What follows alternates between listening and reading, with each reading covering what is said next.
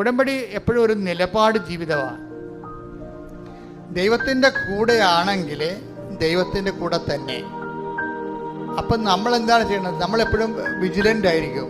എന്താണ്? ഞങ്ങളെ പ്രലോഭനത്തിൽ ഉൾപ്പെടുത്തരുത്, പണിയുണ്ടാക്കരുത് തന്നെ അർത്ഥം. കർത്താവ് പഠിപ്പിച്ച പ്രാർത്ഥനയാണ്. ദൈവത്തിൻ്റെ പക്ഷം ചേരാൻ പത്രോസിന് വാളെടുക്കാനുള്ള അവസരങ്ങൾ ഉണ്ടായിരുന്നു. പത്രോസ് വാളെടുക്കുകയും ചെയ്ത്. അത് കർത്താവിനെ തന്നെ രക്ഷിക്കാൻ വേണ്ടിയാണ് വാളെടുത്തത്. പക്ഷെ കർത്താവ് പറഞ്ഞ് അങ്ങനെ നീ വാളെടുത്ത് എന്നെ രക്ഷിക്കണ്ട എന്ന് പറഞ്ഞു.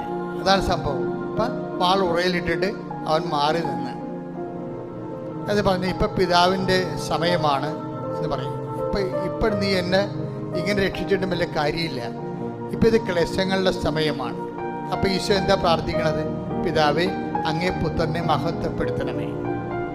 അതാണ് വിഷയം. അതിനെല്ലാം സമീപനങ്ങളുണ്ട്. സുവിശേഷം കരുത്താർന്നൊരു സമീപനമാണ്. നമ്മളെ വിശുദ്ധിയോടെ തുടരുകയും ചെയ്യണം, അതേസമയം തന്നെ പ്രലോഭനങ്ങളെ അതിജീവിക്കണം.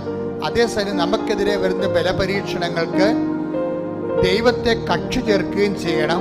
വളരെ തന്ത്രപരമായ ഒരു ജീവിതമാണിത്. തന്ത്രപരമായ ജീവിതമാണ്. അത് യേശു ജീവിച്ച് തീർത്ത ഒരു ജീവിതമാണ്. യേശു ജീവിച്ച് തീർത്തൊരു ജീവിതം. ഇതിന് നമുക്ക് മൊത്തം അനുകരിക്കാൻ പറ്റുമോ എന്ന് ചോദിച്ചു കഴിഞ്ഞാൽ നമുക്ക് ഓരോ മനുഷ്യനും അതിൻ്റെതായിട്ടുള്ള പരിമിതികളുണ്ടെങ്കിലും നമ്മുടെ ഭാഗത്തുനിന്ന് ഒരു സുവിശേഷ വിഹിതമായി ജീവിക്കണം എന്നുള്ള ബോധം ഉണ്ടാകണം.